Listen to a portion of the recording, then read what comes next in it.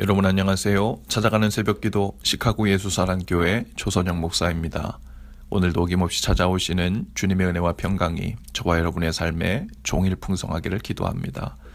찾아가는 새벽기도는 기쁨의 언덕으로 라는 연합감리교회 말씀 묵상집을 본문으로 사용하고 있습니다. 오늘 말씀은 고린도후서 3장 12절부터 18절까지 말씀입니다. 제가 읽어드리죠. 우리가 이 같은 소망이 있으므로 담대히 말하노니 우리는 모세가 이스라엘 자손들에게 장차 없어질 것에 결국을 주목하지 못하게 하려고 수건을 그 얼굴에 쓴 것 같이 아니하노라. 그러나 그들의 마음이 완고하여 오늘까지도 구약을 읽을 때 그 수건이 벗겨지지 아니하고 있으니 그 수건은 그리스도 안에서 없어질 것이라. 오늘까지 모세의 글을 읽을 때 수건이 그 마음을 덮었도다. 그러나 언제든지 주께로 돌아가면 그 수건이 벗겨지리라. 주는 영이시니 주의 영이 계신 곳에는 자유가 있느니라. 우리가 다 수건을 벗은 얼굴로 거울을 보는 것 같이 주의 영광을 보매 그와 같은 형상으로 변화하여 영광에서 영광에 이르니 곧 주의 영으로 말미암음이니라. 아멘.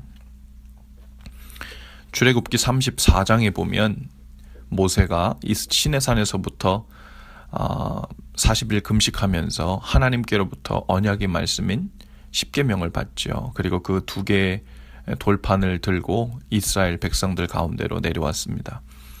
그런데 그때 모세 얼굴에서 광채가 났다고 했어요. 성경에서는 모세 얼굴에서 광채가 난 이유를 하나님과 대면하여 이야기했기 때문이라고 했습니다. 즉 하나님의 영광의 빛이 모세 얼굴에서 나타난 거죠. 모세는 자신의 얼굴에서 빛이 난다는 것을 알고 나서 이스라엘 백성들에게 하나님의 율법을 전할 때 수건으로 그의 얼굴을 가렸는데 그 이유를 성경은 오늘 그 고린도전서 3장 13절에서 말씀하고 있습니다. 모세가 이스라엘 자손들에게 장차 없어질 것의 결국을 주목하지 못하게 하려고 수건으로 그 얼굴을 가렸다. 그렇게 얘기했죠. 장차 없어질 것이란 모세 자신을 말합니다. 즉 자신의 얼굴에서 광채가 난 것은 모세 자신이 거룩하고 영광스러웠기 때문이 아니라 자체적으로 영광의 빛을 나타낸 것이 아니라 하나님의 영광을 대면하고 난 후에 그 영광의 광채가 모세의 육신에 남아있던 것이었죠. 다시 말하면 그 순간의 모세는 자신이 주인공이 아니라 하나님과 하나님의 언약의 말씀이 주목받아야 마땅하다는 것 때문에 그것이 가리워지지 않게 하려고 자신의 얼굴을 수건으로 가렸던 겁니다. 즉 여기서 수건이란 영광의 광채를 보지 못하도록 가리는 역할을 하고 있죠. 그런데 오늘 본문에서 바울은 모세의 그 수건이 모세의 글을 읽는 사람들의 마음을 지금까지 덮고 있다고 말합니다. 무슨 말이냐면 지금까지 그 율법에 대해서 지나치게 완고한 생각을 가지고 유대인들이 율법주의자가 되어서 마치 그 율법이 하나님의 영광의 광채의 실체인 것처럼 떠받들고 있다는 말입니다. 그들의 마음이 오히려 율법을 지나치게 중시하면서 진정한 진리이시고 영광의 광채이신 주인공인 그리스도를 알아보지 못하고 있다는 말이죠.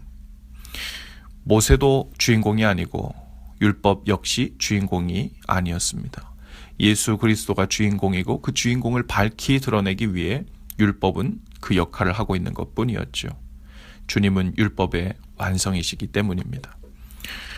오늘 우리의 신앙생활도 마찬가지죠. 어쩌면 예수 그리스도의 천국 복음을 들어서 구원도 받고 하나님의 자녀가 되고 또 영생을 얻게 되었다는 사실은 알고는 있지만 정작 영광의 광채이시며 주인공이신 그 예수님과 인격적이고 아주 친밀한 관계의 삶으로 들어가고 있지 못하고 있다면 우리들 또한 유대인들처럼 아직도 마음이 완고해져서 복음의 핵심이 무엇인지 깨닫지 못하고 수건으로 그 마음이 덮여져 있는 것과 마찬가지라는 것입니다.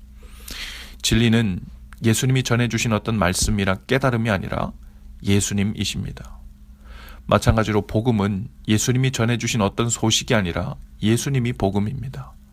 우리가 예수님과 관계를 맺고 그분 안에서 살 때 우리는 진리 안에서 사는 거고 복음 안에서 사는 것입니다. 주님과 동행하는 삶이 구체적으로 시작될 때 우리는 이미 복음 안에서 살게 되는 거죠. 예수님이 누구신지를 알고 그 주님과 관계를 맺고 하루하루 살기 시작할 때 비로소 우리에게 구원이 임하고 영생의 삶이 시작된 증거를 갖고 있는 거죠. 그래서 요한복음 17장 3절에서 말씀하시길 영생이란 곧 유일하신 참 하나님과 그가 보내신 자 예수 그리스도를 아는 것이니이다 라고 했습니다. 오늘 신앙생활을 하면서 예수님을 통해 복을 얻고 구원을 얻고 깨달음을 얻으려고 하면 여전히 그 마음이 수건으로 가리워져서 무엇이 중요한 것인지 누가 주인공인지를 깨닫지 못하고 있는 것과 같습니다. 율법도 복음도 구원도 영생도 하나님 나라도 모두 예수님 안에 있습니다. 그러니 이제는 그 예수님 안에서 사는 일이 시작되어야 합니다. 그것이 하나님 자녀로서 본격적으로 하나님의 영광의 광채를 대면하며 사는 삶이죠. 팀 켈러의 기도란 책에 보면요, 기도를 통해 주님과 인격적인 관계가 어떤 식으로 형성되고 시작되는지를 잘 묘사해주고 있는데요. 보통 어른들은 자신들이 아주 어렸을 때 혼자서 말을 배우고 체득했다고 착각을 한답니다.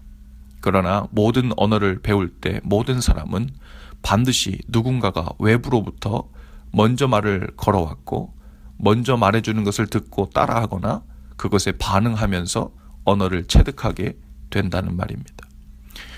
요즘 우리 교회에도 아기들이 많이 태어났는데요. 엄마 아빠가 잘 무슨 말인지 알아듣지 못하는 아기들에게 엄마, 맘마, 아빠 혹은 알아듣든 듣지 못하든 계속해서 인격적으로 그 아기들을 대하면서 말해줄 때 그 아기들이 그 소리와 언어에 반응하기 시작하죠. 그 인격적으로 대해주는 그 태도에 반응하고 그 언어를 따라하기 시작합니다. 그리고 언젠간 비로소 대화가 가능해지기 시작하고 엄마 아빠가 무엇을 말하는지 무엇을 의미하는지 알아듣기 시작하는 진정한 소통이 이루어지는 거죠. 마찬가지로 주님은 이미 우리 안에서 성령님을 통해 말씀하고 계십니다. 인격적으로 우리를 대해주고 계세요.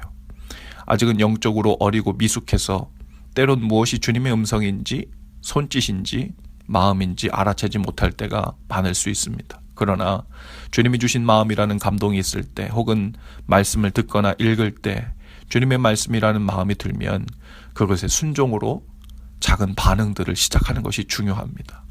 거기서 비로소 주님과 인격적인 관계가 시작되고 형성되고 소통이 시작되고 영이신 주님과 함께 사는 일이 가능해집니다. 그제서야 우리는 마치 진리를 가리고 있던 마음의 수건이 벗겨져 성령 안에서 예수님과 실제적으로 동행하는 삶을 살 수 있습니다. 유대인들만 율법으로 인해 마음이 가리워져 있던 것이 아닙니다. 오늘날 우리들도 주님과 인격적인 관계 안에서 동행하는 삶이 시작되지 못하면 복음은 듣고 알았어도 여전히 그 마음이 수건으로 가리워져서 주인공이신 영광의 광채를 보지 못한 채 대면하지 못한 채 그 안에서 살지 못하고 있는 것과 같지요. 오늘 주님께서 성령님을 통해 우리들 삶의 모든 상황 속에서 말씀하시고 마음 주시는 것이 무엇인지 주목하시고 자세히 살펴보실 수 있기를 바랍니다. 그리고 마치 아기처럼이라도 반응을 하며 시작할 수 있기를 바라요. 그러면 점점 더 주님과 동행하는 삶, 성령 안에서 그 안에 거하는 삶이 구체적으로 시작될 것입니다. 이제 주님 안에서 마음의 수건은 걷어내고 복음의 실체요 진리와 생명의 실체이신 예수님과의 행복한 동행이 시작되는 은혜가 있기를 주님의 이름으로 축복합니다. 기도합시다.